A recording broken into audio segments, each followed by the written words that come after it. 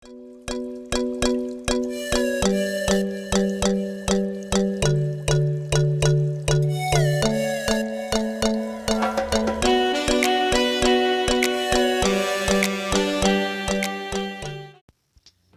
pada kesempatan kali ini kita akan membahas tentang ikatan kovalen.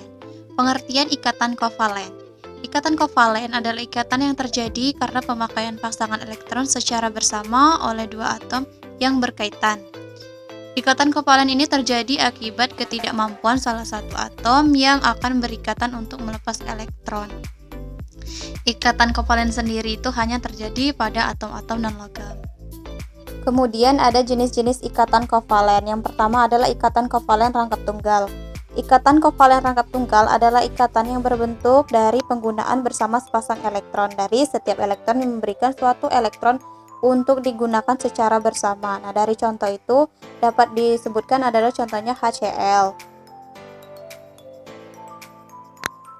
Yang kedua ada ikatan kovalen rangkap dua.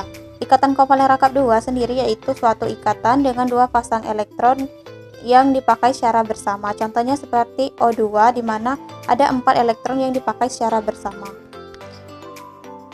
3. Ada ikatan kovalen rangkap 3.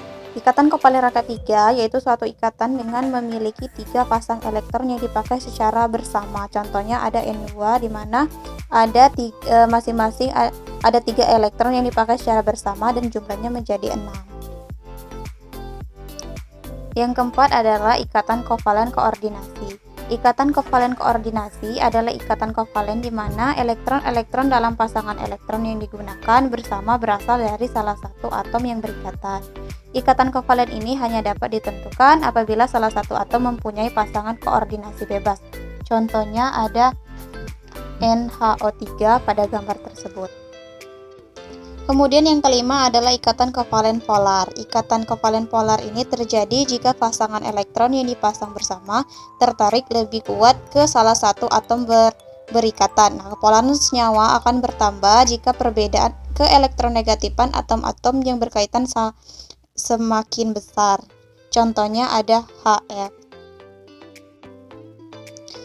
Kemudian yang keenam adalah ikatan kovalen nonpolar. Nah, di mana ikatan kovalen ini adalah pasangan elektron yang dipakai secara bersama tertarik ke semua atom yang berikatan.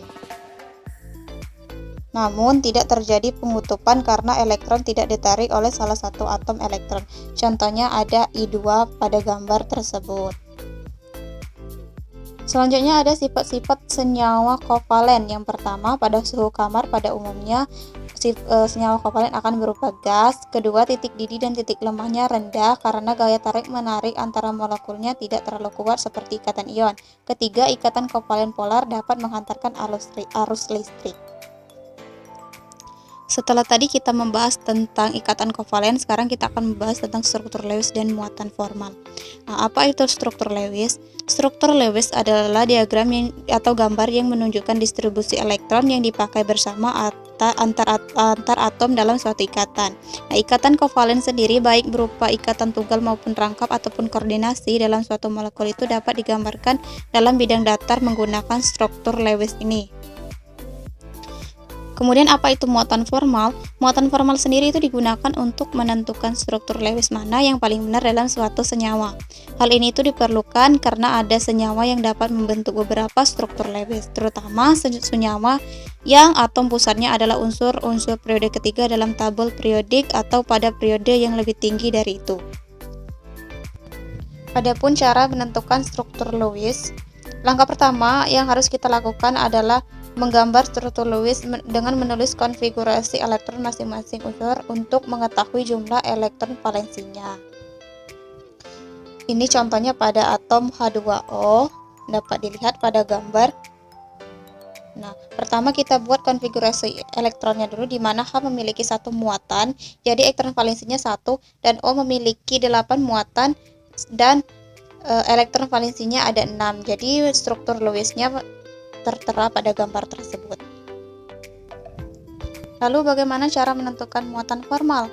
Nah, untuk menghitung muatan formal kita menggunakan rumus banyak elektron valensi dalam sebuah atom netral dikurang dengan banyak elektron yang dipakai bersama dan dikurang dengan banyak elektron bebas. Untuk contohnya ada pada gambar, saya akan menjelaskan untuk yang atom N. Nah, atom N itu memiliki banyak elektron valensi sebanyak 5, dikurang dengan banyak elektron yang dipakai bersama itu dengan jumlah 2, dan banyak elektron bebas. Banyak elektron bebasnya adalah 3, dikurang 3, jadi hasil muatan formalnya adalah 0. Selanjutnya kita akan membahas bagian C, yaitu geometri molekul. Apa itu geometri molekul? Geometri molekul adalah susunan 3 dimensi dari atom-atom sehingga membentuk molekul. Geometri molekul juga disebut sebagai posisi atom inti pada sebuah molekul. Nah, geometri molekul sendiri berhubungan dengan orientasi spesifik atom-atom yang saling berikatan satu dengan yang lainnya. Sudut-sudut ikatan antara atom tergantung dari kekuatan seluruh bagian molekul. Nah, analisis distribusi elektron pada suatu orbital dapat digunakan untuk determinasi geometri molekul. Kemudian ada jenis-jenis struktur molekul. Yang pertama adalah jenis linier. Nah, pada model linier, atom-atom terhubung pada sebuah garis lurus, suatu ikatan yang terbentuk 180 derajat. Sudut ini dikatakan yang terbentuk adalah antara atom-atom yang saling berdekat, contohnya adalah CO2. Yang kedua adalah trigonal planer. Seperti namanya, molekul ini membentuk sebuah segitiga sama sisi. Sudut yang terbentuk adalah 120 derajat. Contoh molekul trigonal planer adalah boron trifluorida atau BF3. Nah, jenis yang ketiga ada bengkok. Bengkok, suatu molekul mempunyai sudut tidak sama dengan 180. Contohnya adalah air atau H2O, gambarnya bisa dilihat. Yang ketiga adalah tetrahedral. Tetra berarti 4, sedangkan hedral berarti sisi. Jadi molekul tetrahedral mempunyai 4 sisi muka. Sudut yang terbentuk adalah 109,40 derajat. Contohnya adalah metana. 5 adalah oktahedral. Oktahedral berarti 8, sedangkan hedral berarti sisi. Jadi molekul tetrahedral mempunyai 8 sisi muka. Sudut yang terbentuk adalah 90 derajat. Contohnya adalah SF6. Nah, yang terakhir adalah piramida. Nah, bentuk molekul ini mirip dengan piramida atau 5 segi 4. Contoh molekul piramida adalah amonia atau NH3. Saya rasa hanya itu yang dapat saya sampaikan mengenai materi ikatan kovalen, struktur Lewis, dan muatan formal, dan juga geometri molekul. Saya akhiri. Wassalamualaikum warahmatullahi wabarakatuh.